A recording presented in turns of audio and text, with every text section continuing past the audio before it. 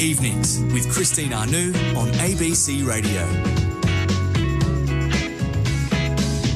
Late last year on this program, we met engineer Steve Plain from Western Australia. Steve is a young man, 36, who, like many of us, loves the surf. And a couple of years ago, he was body surfing at Cottesloe Beach in Perth when he was dumped by a wave. He sustained a hangman's fracture. That's a break to the C2 and C3 and C7 vertebrae, so that's quite high up in the neck. He also suffered a ruptured disc, a contorted spinal cord and a dissected artery. His life from that moment changed forever, but not in the way you might expect. Steve survived, and many don't. Steve's not in a wheelchair, although he could be. Steve is in fact now raising money and awareness for Spinal Cord Australia and the Western Australian Surf Lifesaving Club by attempting to climb the 7 highest mountains on the world's 7 continents in world record time. The project is called 7 in 4. That is 7 summits in 4 months. And Steve Plain is midway through this endeavour and is with us in the studio tonight. Welcome, Steve. Thank you very much, Christine. It's lovely to be here in person after chatting last time. So you're mid-project? Yes, we set off. I set off in January from Sydney back at the start of this year. And the first stop on the Project 7 in 4 challenge was down in Antarctica. And since then, we've completed 4 of the climbs. So we've been to Antarctica, Aconcagua in South America, Kilimanjaro in Africa, and recently just climbed Carstensz Pyramid up in Indonesia, and now back here for a quick halftime break before the second half. Yeah, your aim is to break the world record, which is massive. The world record stands at 132 days. It's 126 now, actually. There's a Polish gentleman who broke it last year. So it's 126 is the time we're trying to beat at the moment. So what have you climbed? How many have you climbed already? So we've done the 4 climbs and we're up to, I think we're about day 42 at the moment. And if all goes to plan based on our current itinerary, and it'll be quite critical with the last couple of climbs, which will be Denali in Alaska and then ultimately Everest in Nepal. A lot of it will hinge on those 2 climbs being the hardest 2. But if all goes to plan, hopefully we should be able to finish in about 110 to 115 days. You look fit, if I might say. I mean, is this, have you been training for years? Have you been training with this in mind since the accident? Since the accident, definitely. I think before the accident, I used to do Ironman triathlon. So I guess I always did a lot of endurance-based training. So I did a lot of biking, swimming, running. Since the accident, obviously went through extensive rehabilitation and adapted my training now for what my current goal is. So it's been 3 years post-accident now. And fortunately, touch wood, had a very good recovery and coming into this pretty good at the moment. I've been reading your blogs. I've been keeping up with that. Now, we can also follow that live, called live tracking. Is that right? That's correct, yeah. So I've got modern technology is wonderful these days. So even in the most remote places, you can still get communication. So I have a GPS tracker, which gives my position real time as I'm climbing. So on the website, people can actually follow as I'm actually going up each of the summits. We're going to focus on this incredible pursuit, but can we just remind listeners of what happened to you back in 2014 on Cottesloe Beach? Yeah, I guess like many Australians, jump in the water for a quick swim in the morning, and I was just not surfing, just body surfing. So swam onto a wave and got upended and went headfirst into the sand and knocked unconscious upon impact. And initially, but it sounds quite normal, doesn't it? Like that's what happens, when you body surf. Yeah, and I've had it a dozen times before. And I think initially when I came to, it just felt like I'd just been dumped. I just felt a little bit dizzy, a bit disorientated after being tumbled in the waves. And it wasn't until I tried to move my arms to swim to the surface that I realised my arms were paralysed. I was basically locked like a starfish and I couldn't move. And it was at that point I realised there's something a little bit more serious than just a normal getting tumbled in the waves. Who was on the scene first? One, I had a friend there with me, very fortunately, and there were 2 volunteer surf lifesavers who were at the beach early that morning. And so they came straight down and helped me. And obviously with them training in spinal trauma management, we're able to do all the correct things to get me out of the water without exacerbating the situation. I had unstable fractures to my neck and had a contorted spinal cord, so any further slight movement could have actually made the injuries permanent. So fortunately, with their training, they applied all the correct first aid and got me out of the water safely and were able to get me straight to hospital. So the actions they took that morning were remarkable, and I think go a long way to the ultimate successful recovery I've had. Absolutely. So what was the devastating diagnosis when you arrived at the hospital? It took quite a while, and I can remember being in ED, the emergency section there, and getting put in through all various different scans, and eventually a female doctor, very matter-of-fact, came out and just told me you have a hangman's fracture. So the type of fractures I'd sustained are apparently similar to what people actually do sustain when they're actually physically hung. So that wasn't to be told you've had a hangman's fracture was, how am I survive? How am I alive? Exactly, yeah, because most people with that sort of injury wouldn't be. So the actual diagnosis was unstable fractured vertebrae to the C2, C3 and C7, a contorted spinal cord, ruptured disc, dissected arterial artery, tore all the ligaments down the back of my neck, and extensive nerve damage as well. It was quite alarming. I remember the last interview, you said this figure of how many people who actually end up in hospital with spinal cord injuries. Yeah, I'm not sure of the actual percentage, but I can remember the day that I got admitted to hospital, there were 3 other spinal injuries all admitted off WA beaches just that one day. That's right. So that was sort of very alarming to me. Yeah. WA, I think the first thing people are concerned about when they go to the beach is sharks. It's there's always shark sightings there. But I think it sort of really highlighted the dangers of the beach and what you need to be cautious of. And I think that's where Surf Lifesaving community go a long way to helping and assisting in ensuring our beaches are safe. Now, you've climbed so far Vinson Massif. That's right. And I'm doing well so far. Aconcagua in Argentina. I know Mount Kilimanjaro in Africa. And this is interesting, the Carstens Pyramid, yes. Carstens Pyramid in Indonesia, part of the Papua province. That's correct. So it's the highest in Australasia. So with the 7 summits, where it's the highest on each continent, the Australian Are you doing them in order? There's no not in height order, no. Height order, no. So it's more just what fits with the itinerary and what fits with the trying to match the best climbing periods. Because each different climbs in the southern hemisphere, northern hemisphere have different dates and periods where they're better suited for climbing. So trying to suit that the best we can. But the Australian continent. They extend out to cover Australasia, and hence Carstens Pyramid is about 4,800 metres, which is over double the height of Kosciuszko. So that's the official 7 summits. Okay.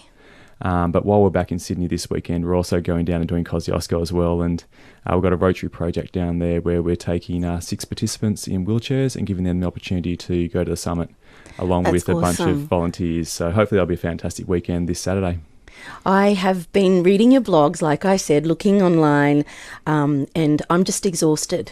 I'm just exhausted for you already. I love to walk. I love going for a bit of a hike and a bit of a climb, but I just don't think that I could be this ambitious. Who's along with you? I mean, you were talking about the wonderful opportunity to take people with spinal cord injuries. I've been up to Kosciuszko, and I thought it was very high. I was like, this is dizzy, get me down.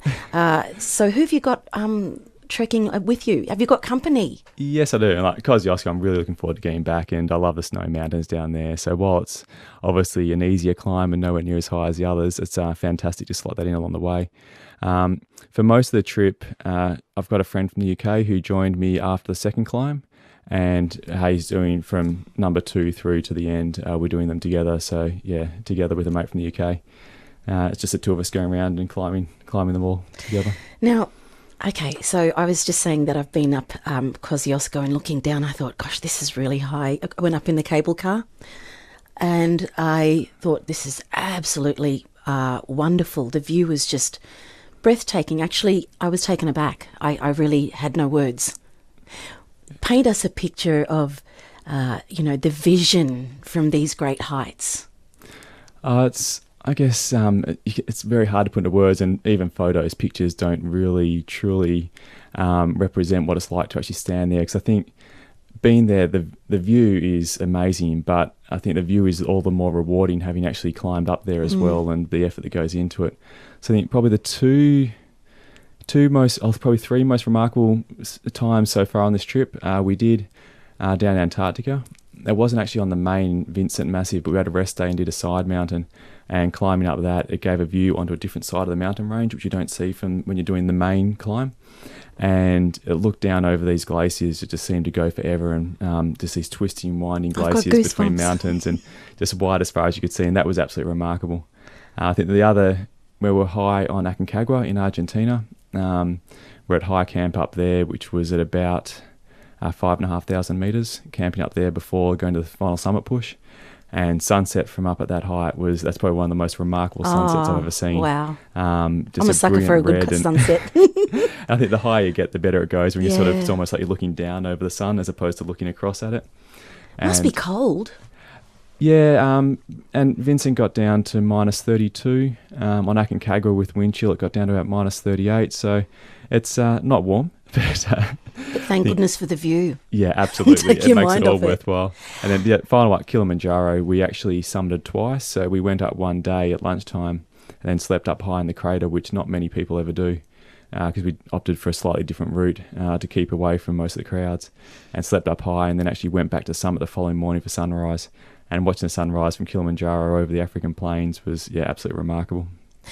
You're tuned into ABC Radio with me, Christine Anu, on National Evenings, and you're listening to the voice of Steve Plain, who is a young young engineer from WA, who is doing 7 summits, 4 months, one dream, to raise money for Surf Life Saving Western Australia and spinal cord injury.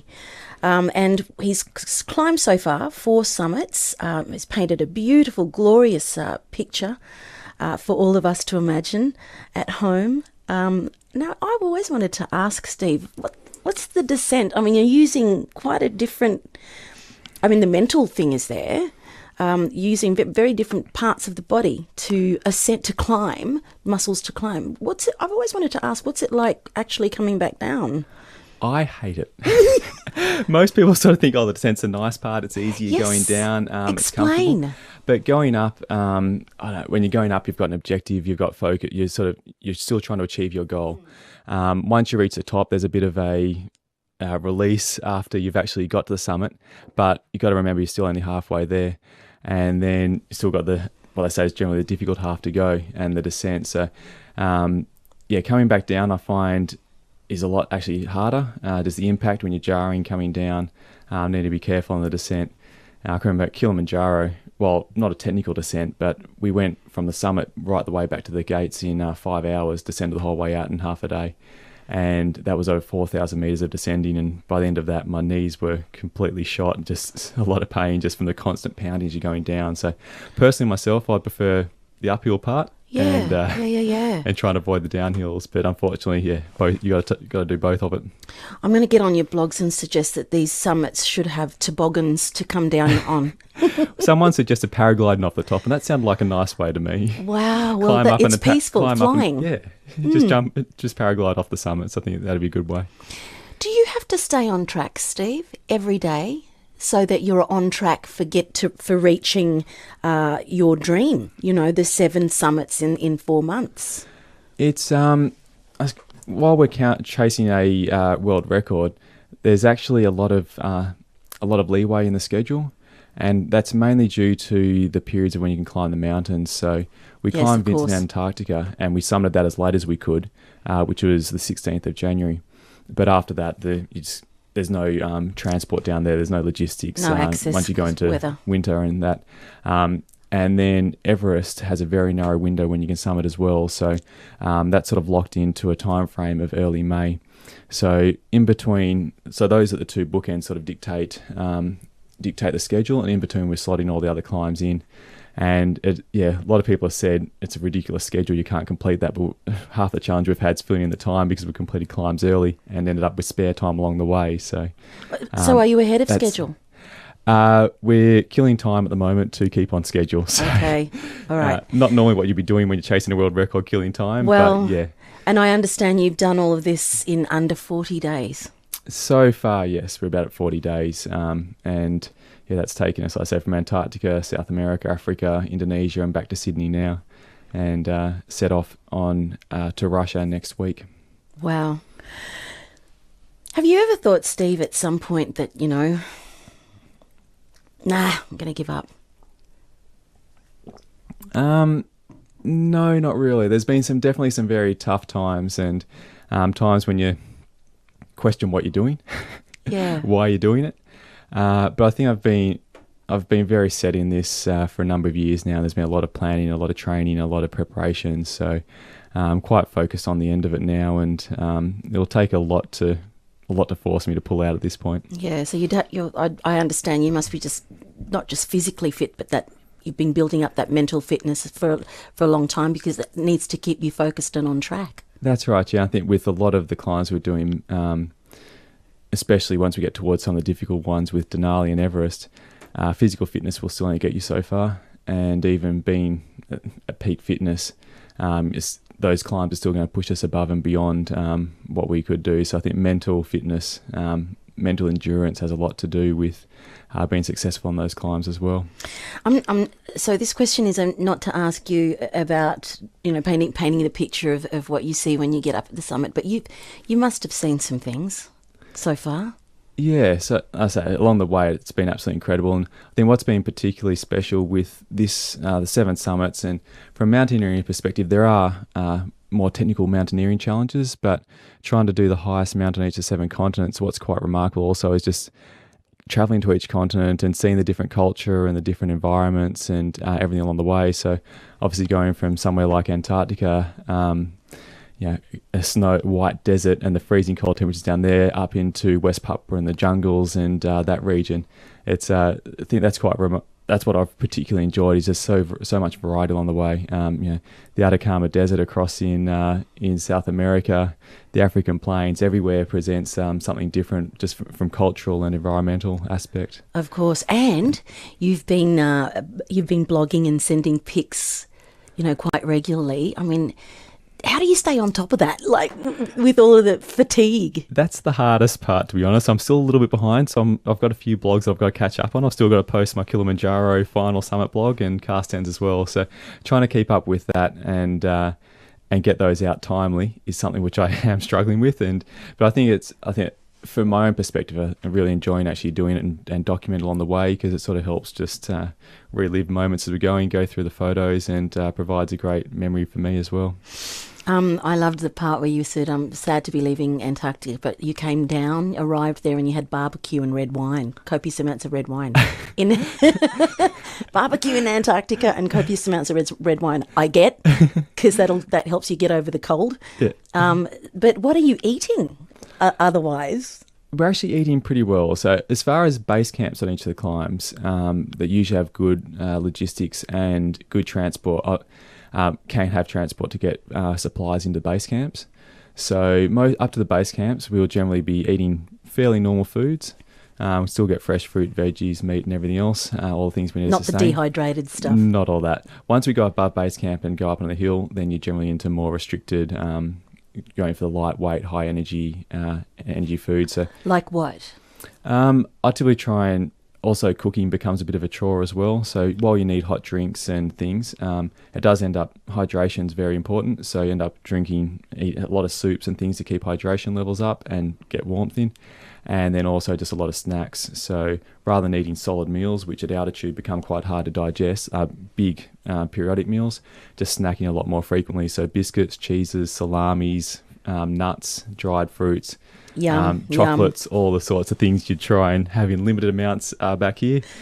We just get stuck into as much as we can. Absolutely. And is it true, because some of these places are like national parks, you have to take your rubbish with you, but you also have to urinate and defecate in a special way and carry that with you as well.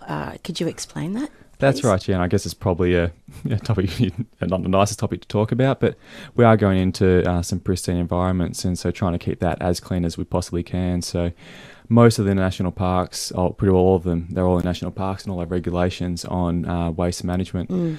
So Antarctica, for example, that was zero waste left behind. So everything we took in came back out, unless even defecating, had to be done into a plastic bag, tied up, and we carry it back out. So after sort of 2 weeks of being down there, you got a number of plastic bags you then carting back out with you. I can't leave home without, I mean, obviously not to come to the ABC, but when I'm travelling, toilet paper's got to come with me. How do you carry that stuff? Absolutely, yeah, that's good. Hand sanitizer. That's a big aspect of it also, because you're not always in the cleanest environments. So while there's sort of, yes, you're using plastic bags and things to try and manage the best you can, obviously trying to stop bugs and things. So lots of hand sanitizer, alcohol. We actually have to use different types of hand sanitizers down in Antarctica, where you go more for a pure alcohol, because a normal hand sanitizer actually freeze and go solid. So it's little things which you wouldn't. It's got water in it, right. You don't normally think about, but just the little challenges along the way.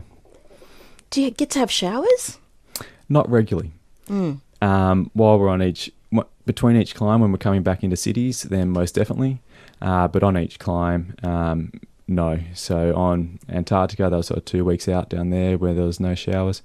Some of them, when you get back to base camp, they may have sort of camp shower facilities, which are never fantastic, but enough to have a bit of a sort of duck bath and wash up a little bit. But it's always wonderful to get back when you get back to the towns after each climb and have a good nice shower and wash all the grit and grime off. And a bit of TV. Now I saw your face on a mountaineering website. What sort of equipment do you take with you? Is it lightweight? Are you taking a lot of stuff with you? A lot.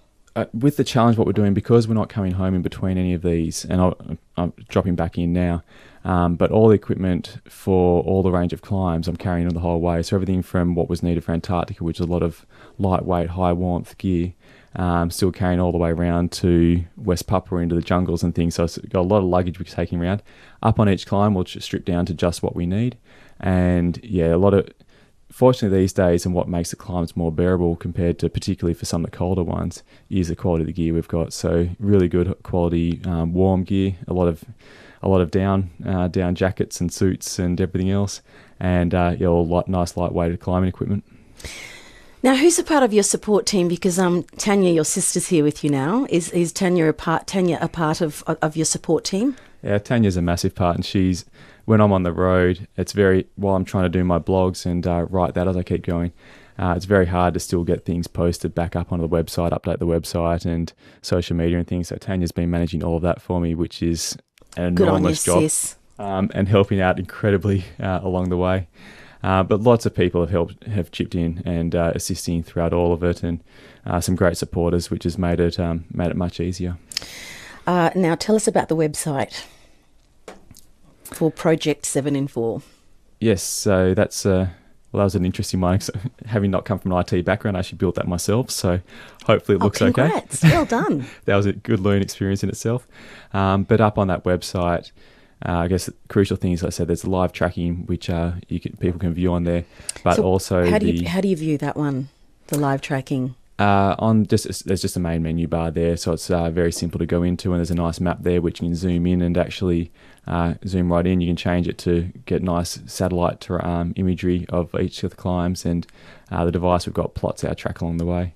Awesome. I guess the other key part of the website there is also the donations aspect, where through all this, trying to fundraise and raise awareness for Surf Life Saving Western Australia and Spinal Cure Australia. So up there as well is the portals for that, and all money raised goes 50-50 direct to those charities. And if you'd like to join in and be a part of the project? Yeah, if anyone, we're still 2 days away from going down to Kosciuszko, and that is an open invitation to anyone who would like to come along. So if anyone's in the region and wants to join in on Saturday morning, there's details. Check with your doctor first. There's a link from my website there to where you can find further details. And I'll also be running an Everest Base Camp trek coinciding with when I'll be at Everest on our final summit. So what's that going to involve? It's about a 2 week, bit over 2 weeks trip where people can come along, fly up into Kathmandu, and then about a 2 week trek up to base camp, and they'll coincide with when I'll actually be at base camp, so we can hang out for a few days. And then when I'll be going up for the final summit, the trekkers will then come back out. But I've been up to the Everest Valley several times now, and it's just a remarkable journey to do. Are you looking forward to the Everest one?